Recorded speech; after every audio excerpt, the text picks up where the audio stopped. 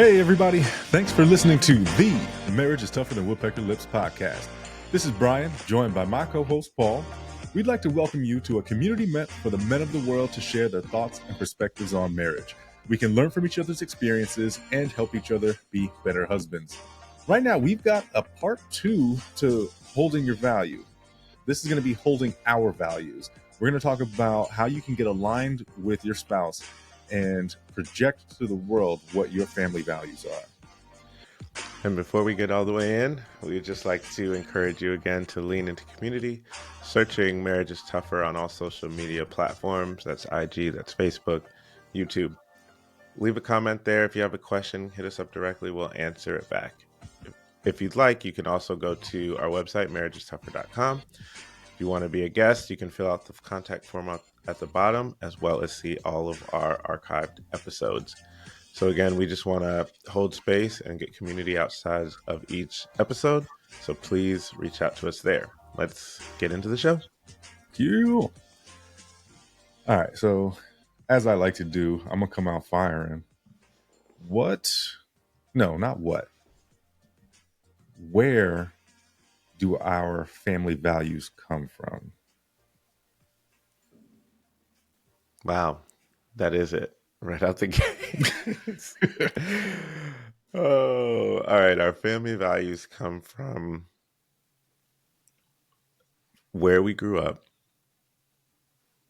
or the household that we grew up in, I would say, then the community that we lived in, and the importance of those certain things that those two aspects had, because it's kind of the practices that we've walked through when we were younger. So whatever our home life was, whether we believed certain things, did certain things, went certain places, that's all in our home. And then as you get into like your school communities or your outside communities, as you get older, those values and those community norms rub off on you. But then when you grow up, you have to fight through all of those and be like, what do I really care about in myself? And then once you get married, it's like, oh, wait, I have this whole thing that I've always gone by.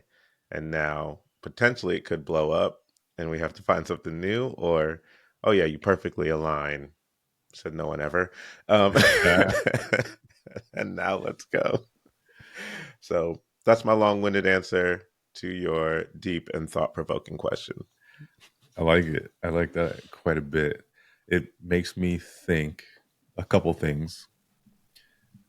And as I tend to do, maybe I ask too many questions in one piece. But I'm thinking, how important is it to try to inject yourself into like-minded communities that have similar values? Can someone be established enough or strong enough to inject themselves into a community that's not like-minded and change the dynamic? And if you are not necessarily aligned with the person that you fall in love with and intend to marry, how is it that you start having those conversations to establish your own values in order to move forward together in step? Man, first question, is it good to be in like-minded communities? I think absolutely. When you think about communities like workout communities or religious communities, those are good to be in like-minded spaces. Within each of those spaces, there's the healthiest way to be in those spaces is to be in spaces like that are open to other thought processes to a point, right? So if you're in a gym and you only do chest on Monday, back on Wednesday, or back on Tuesday, legs on Wednesday, repeat, and you're only hitting free weights and then someone comes and they're doing calisthenics, which is no weights, that can totally go against what your thought process is, but it can totally be beneficial for you, right? Say you're now you're on the road for 2 weeks straight and you can't get to a gym.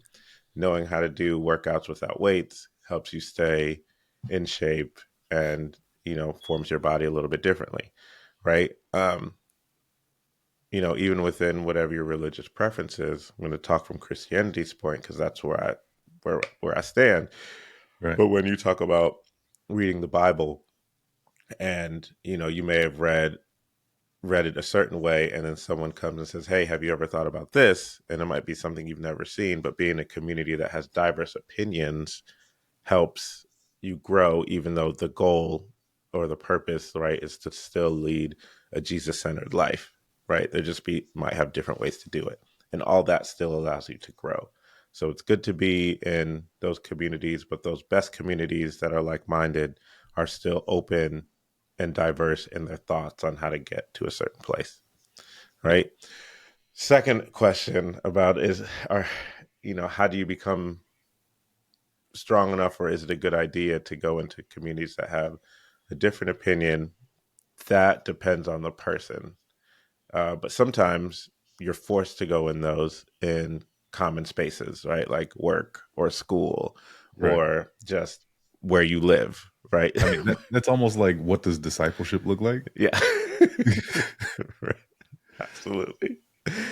Um, so in essence, you use those communities of like-mindedness to be your background and your backbone and your foundation to step into those where you um, might not be like-minded holistically. If that makes sense. Hmm. So I think it's strong to have community that builds you up in what you believe in, to be able to go out into the world or into other places that don't.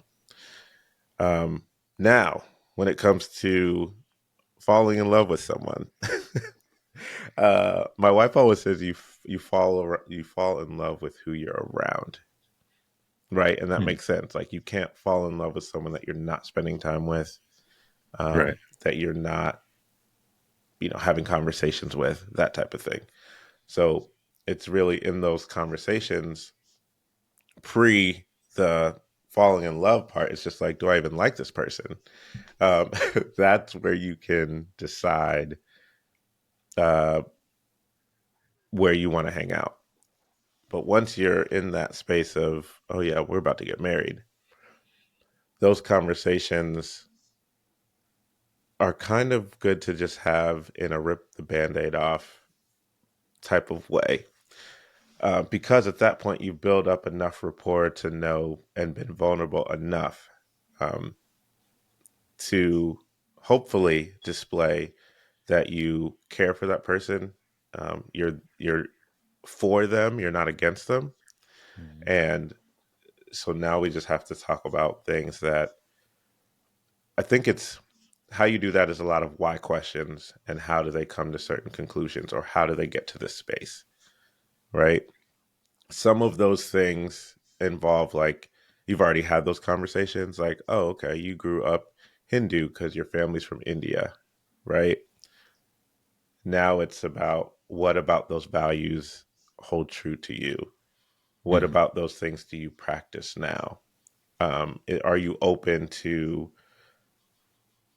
other things, right? Yeah. And then you have to decide, is it a non-negotiable or not? Or you have to decide how you're going to walk that out together if you grew up a Christian or a Jesus follower, right? Like, how's that going to work? So I use that extreme example just because it's easier to see the polar opposites Right. in that space. So I hope I answered all three sufficiently enough. Well done. Well done. Um, yes. So you for sure answered all three. I do want to make sure, excuse me, that we also hit on what we stated in the opening. How are we projecting these things to the world? Right. How, number one, how important is it that we project these things um, I think it could be argued both ways. Like we need to be who we are unapologetically, and maybe it's not so important that we project those. But then also, as a Christian, I feel like it's very important that we project those values, right? Um, so I don't know. I guess a little bit on your thoughts on projection. Yeah, it's again, it's building off and knowing where you stand. That's the first thing. And I know we just kind of talked about that, but knowing what our values are, like literally being able to identify them, like enough where if someone says, "Hey, man, what's the values of your marriage?" You can say, we operate in love. We are open to all people. We want them to see the love of Christ in our lives, and we respect each other. Our family is first, after God, and we want to make sure that we're doing what God has called us to do. Right? That's examples of things that you could say. Yep. Right? Then you can ask the people closest to you if they see those things. And if they don't, then you come back and say, how do we live our lives to what we say our values are? Because sometimes we say we have values, but Mhm. our actions do not walk out those values. Right. So you have to have some type of measurement, and the best measurement is to ask those people closest to you that see you the most. And I think there's a level of vulnerability there. There's a level of planning. There's a level of seeing the truth that has to come with that, and you being okay. Like, what if it's not right? What if the answer is no? What if the answer is not what we want to be? We have to be okay with that because, like we said in the last episode, like people see it anyway. You may think you're hiding under the covers, but I see you. Again, Right. like I see you. So I think those are a couple ways to show that to the community is to ask people if that's seen, right? Yeah. And then eventually people will call that out in you without you even having to say anything because that's just the way you guys move. Right. That's great, man. I don't know that I've put so much thought into having that type of conversation with my family. Like, this is who we are, right? Let's sit down and establish our core values. And you know, it's it's almost hilarious because this is something that we do in business, right? We establish core values, and then we find like-minded people who can easily fit into those values, be taught them, and help project them in the work that we do, right? And the same should apply to family. I remember this process that I went through in, a business coaching that I went through, and I think I even had made you a part of it. So much like you were saying, right? Ask the people around you what it is that they see in you to establish who it is that are already projecting, right? And where those answers, if you ask 5 different people where those answers intersect, that is who you are. Whether you like it or not, that is who you are, or at least who you're projecting. Might not be who you want to be, but that is at this current stage where you're at in life, right? And the idea was to develop your core values off of that. So take the positive things, take the things that you would like to be reflected, um, list them, and then basically, without you having to do so much of the work, those are just your established core values. That's how you've chosen to live your life. And while I liked that idea, I didn't necessarily like the idea of having a list of core values. So what I developed was more of a core value statement, right? And for me, it became like my big, hairy, audacious goal and my core value statement all in one. And that was to positively impact the life of everyone I come into contact with. And to me, while that seemed like that's a big ask, that's something that can also be done on a micro level, right? And I feel like I've spoken about this on the pod before, but and this is what I try to teach my children as well. There are a lot of little things that we can do to help others, to even just turn a day around for somebody.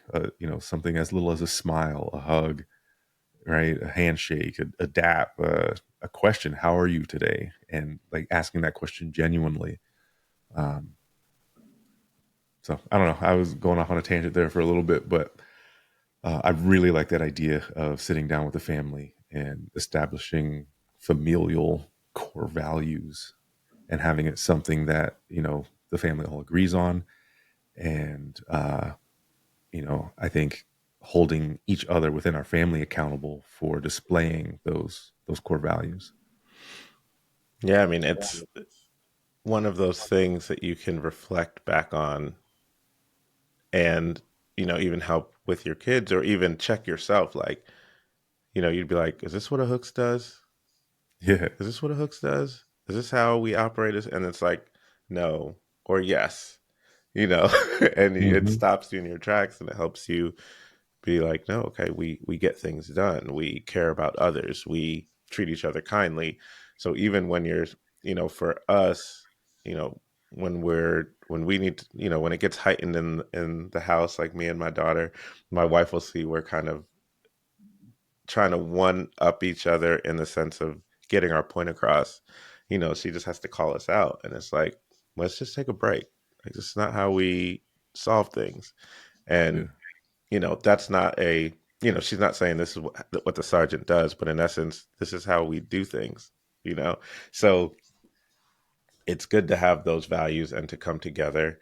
And I think, especially if you have young kids, it will evolve as they get older. Hmm. Us having an older one, like without saying specifically, like, he knows what it is to be in this household. and, and those are the things that he grasps to. Um, with Bella, for sure, we try to instore those things. And if nothing else, even if you never say them ever again, at least you're aligned, you've communicated, you've taken time, you've been strategic. And most of the time, we don't take the time. We don't put in the thought process. We don't think, how do we want to live our lives as a married couple and as a family, right? Because you can have two separate but not separate, if that makes sense, right? Because in essence, your Hmm. marriage is your family, but like what it is for your marriage and then what it is for your family. So I think it's strategic communication is very important when you want to talk about um, the values that you have and how you present them. Yeah. I know we're coming up against the clock here, but I wanted to mention, one of the things for me when I established that statement was I was, I guess, a little afraid or concerned that it wouldn't touch everything. And what I mean by that is like maybe I'm going to run into a scenario where that statement doesn't apply. And, you know, my other thought was I still wanted to make it simple, something easy to remember, something easy, maybe not easy to live by, but, just easy to apply.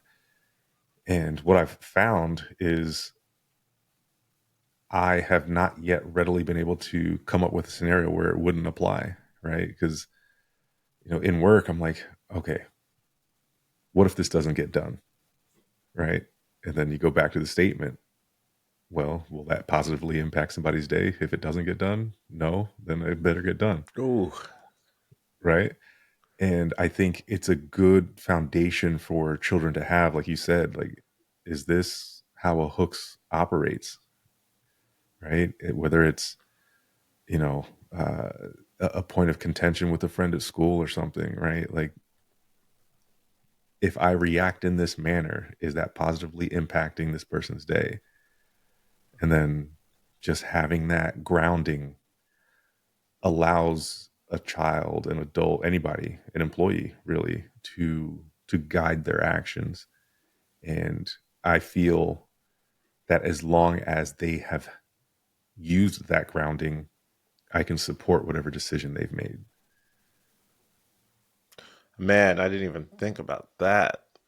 That is a game changer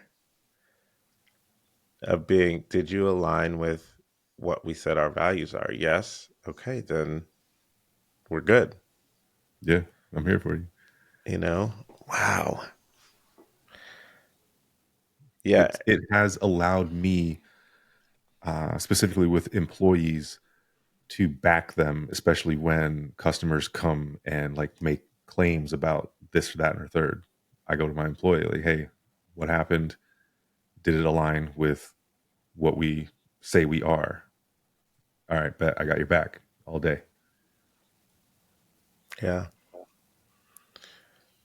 That's that's great. It helps us as spouses be there for our spouses, helps us as parents be there for our parents, and help us as community members just to show up for our community better Hmm. when we decide what we want to do and where we stand, and really continue to live our lives out there, because we're living our lives by a standard anyway, by a value anyway. It's just, can we bring our focus to that? Because there's already something in you, the way you're living your life. But if you're not giving much thought to it, it can be your friends' values or your parents' values, or, whatever community group you're involved in, it can be their values. So you're living by a set of values regardless.